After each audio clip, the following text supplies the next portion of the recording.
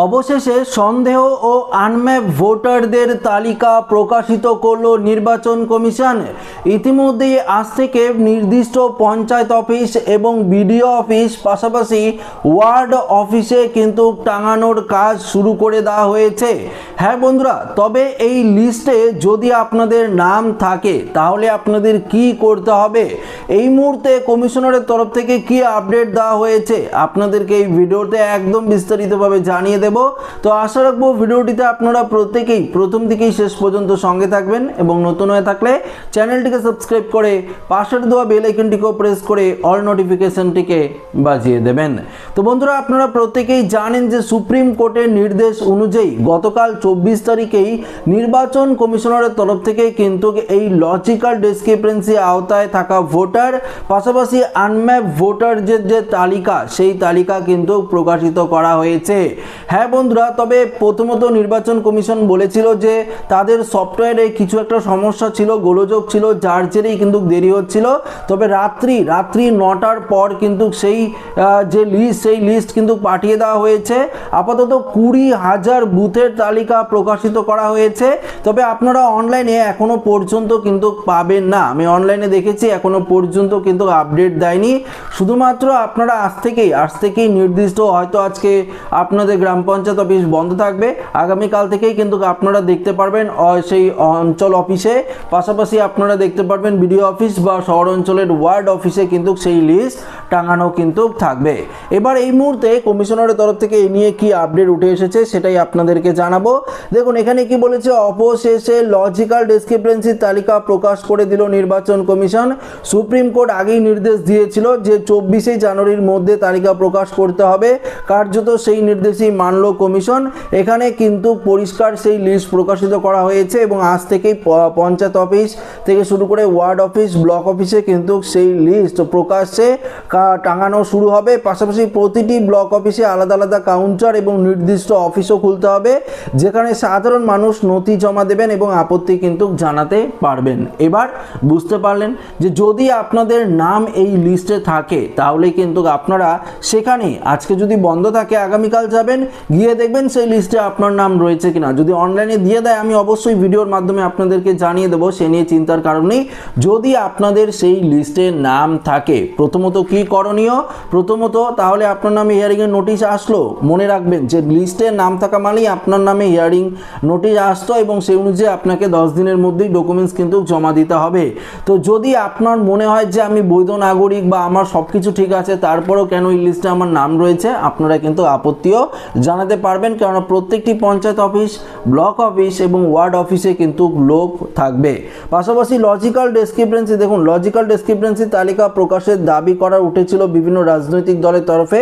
মুখ্যমন্ত্রী মমতা বন্দ্যোপাধ্যায় অভিযোগ করেন যে 58 লক্ষের নাম তো আগেই বাদ গিয়েছিল, আর লজিক্যাল ডিসক্রিপেন্সির নাম করে 1,36,00,000 নাম অর্থাৎ তালিকা তৈরি করা হয়েছে।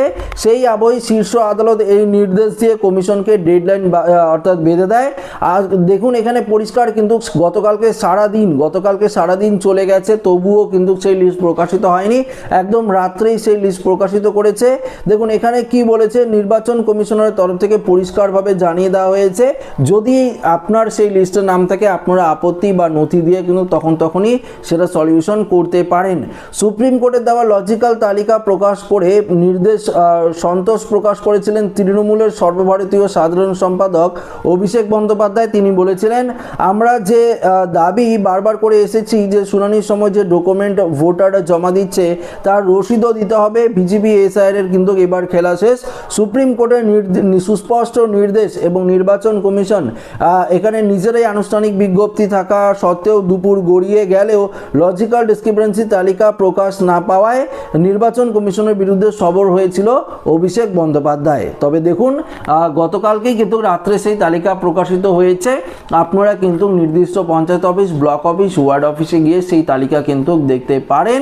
তবে এখনোই যদি সেই লিস্টে আপনার নাম থাকে আপনারা কিন্তু পরিষ্কার পরিষ্কার যে আপত্তিও জানাতে পারেন, কমপ্লেন করতে পারেন। পাশাপাশি যদি আপনার মনে হয় যে না আমার এই জিনিসটা ভুল রয়েছে, লজিক্যাল ডিসক্রিপেন্সির আওতায় রয়েছে বা সন্দেহের লিস্টে রয়েছে, তাহলে আমাকে ডকুমেন্টস উপযুক্ত জমা দিতে হবে। তো মনে রাখবেন, যদি আপনি আপনার বাবার নাম, মায়ের নাম, ঠাকুরদা ঠাকুমার নাম দিয়ে ফর্ম ফিল আপ করে থাকেন এবং আপনার এই লিস্টে নাম আছে, তাহলে আপনার প্রথমত যে করণীয়, সেই যে 2002 সালের লিস্টে আপনি যদি বাবার নাম দেখিয়ে থাকেন তাহলে বাবার 2 সালের যে 2002 সালের ভোটার লিস্ট সেটি, মার নাম দেখিয়ে থাকলে তাহলে সেই লিস্টটি, যদি ঠাকুরদা ঠাকুমার নাম দেখিয়ে থাকেন তাহলে 2002 সালের সেই লিস্টটি, যেইখানে আপনার আত্মীয়ের নামটা রয়েছে, বাবা মা বা ঠাকুরদা ঠাকুমার নাম যেটার মধ্যেই রয়েছে, সেই লিস্টটি কিন্তু আপনারা অবশ্যই জেরক্স করে রাখবেন, কেননা সেই লিস্টটি কিন্তু সবথেকে গুরুত্বপূর্ণ ডকুমেন্টস হিসাবে বিবেচিত হবে। পাশাপাশি আপনি আপনার সাপোর্টিং ডকুমেন্টস হিসেবে আধার কার্ড এগুলো দেখাতেই পারেন, রেশন কার্ড, প্যান কার্ড এগুলো অবশ্যই দেখাতে পারেন, জন্ম সার্টিফিকেট অবশ্যই লাগবে। পাশাপাশি সেক্ষেত্রে কিন্তু অবশ্যই আপনাকে কিন্তু হিয়ারিংয়ের নোটিশটিও কিন্তু নিয়ে যেতে হবে যদি আপনার নামে নোটিশ আসে, এবং যদি নোটিশ না আসে, যদি লিস্টে আপনার নাম থাকে, তাহলে আপনারা সরাসরি গিয়ে আপনারা সেখানে গিয়ে যোগাযোগ করলে বা বিএলওর সাথে যোগাযোগ করলে সমস্ত কিছু সলিউশন তারা কিন্তু করে দেবে। এবার প্রশ্ন হলো, দেখুন যারা আগে হিয়ারিংয়ে গিয়েছেন, আপনারা যদি 13টি নথির বাইরে অন্য কোনো নথি দিয়ে থাকেন তাহলে কিন্তু আপনাকে আবারও হিয়ারিংয়ে কিন্তু ডাকা হতে পারে বা এই লিস্টে আপনার নাম কিন্তু আবারও থাকতে পারে। তখন কিন্তু আপনাদেরকে আবার হিয়ারিংয়ে যেতে হতে পারে উপযুক্ত নথি দিয়ে, না হলে আপনার নাম কিন্তু এসআইআর এর ফাইনাল লিস্টে উঠবে না।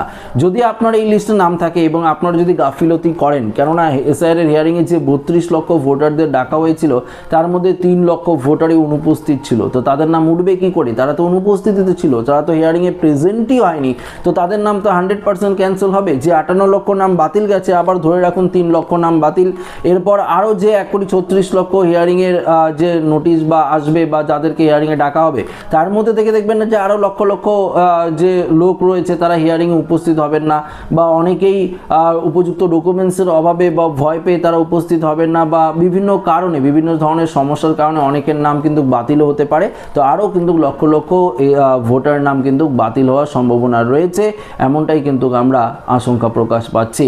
তো আশা রাখবো এই ভিডিওটিতে আপনাদেরকে সরাসরি সঠিক ইনফরমেশন দিয়ে হেল্প করতে পেরেছি। ভিডিওটি ভালো লাগলে লাইক করবেন, বন্ধুদের সাথে শেয়ার করবেন, নতুন হয়ে থাকলে চ্যানেলটিকে সাবস্ক্রাইব করে আমাদের সঙ্গে জুড়ে থাকবেন। ধন্যবাদ।